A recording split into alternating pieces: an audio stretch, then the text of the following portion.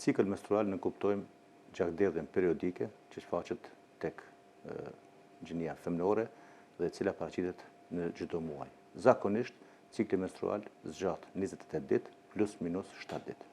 Me këtë ne kuptojmë se çdo cikël menstrual i cili është brenda 28 ditëve dhe vije më herët 7 ditë ose më vonë 7 ditë nuk ka nevojë për terapi. Kur flasim për ciklin menstrual, ajo llogaritet nga dita e parë deri në ditën e parë të ciklit menstrual të ardhshëm. Cikli menstrual karakterizohet me dy faza, është faza e parë apo faza estrogene dhe faza e dytë, faza e progesteronit.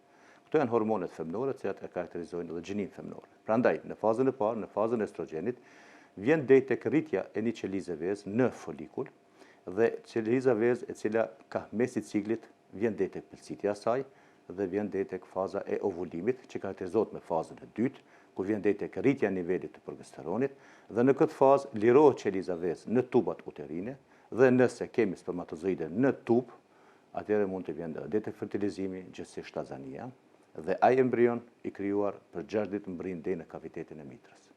Prandaj flasim në këtë kohë, në fazën e parë dhe në fazën e dytë, si janë të ndërlidhura njëra me tjetrën, vjen deri tek zhvillimi i qelizës vezë dhe te faza e ovulimit, po përsëris edhe një herë, sepse duhet të dihet që gjatë ciklit menstrual, brenda 28 ditëve, vetëm një ditë është fertilizuese apo për të ngelë shtatzan, dhe ajo është në ditën e ovulimit, e cila zakonisht është në ditën e 14.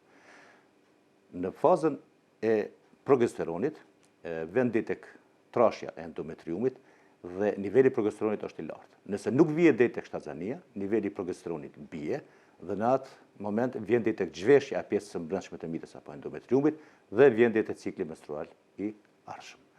Duhet të kuptohet se ky është cikli menstrual normal. Mirë po na shpesh kemi edhe raste kur cikli nuk është normal. Çka do të thotë? Mund të zgjatë më gjatë se 35 ditë, mund të vije shumë më herët se 21 ditë, mund të zgjasë më shumë se 7 ditë, mund të zgjasë vetëm një ditë, mund të ketë gjakderdhje shumë të bollshme ose gjakderdhje minimale. Për këto raste dhe këto çrregullime mundën me qenë faktorë të ndryshëm, organik, do të thotë ndonjë problem i cili gjitet në organet gjinitale femnore, por mund të vinë edhe nga stresi i ndryshëm i cili na përcjell këto ditë.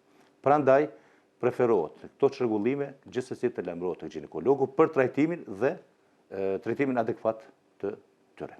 Gjatë ciklit menstrual nuk preferohet të ketë marrëdhënie seksuale, sepse mundësitë e infeksionit janë shumë të mëdha. Mirë po, ka mjaft të rinj të cilët kanë dëshirë të kenë marrëdhënie seksuale gjatë ciklit menstrual, shkaku që gjaku ndonjëherë përdoret si lubrifikues, dhe në të njëjtën kohë është siguria më e madhe se nuk do të ngel shtatzan.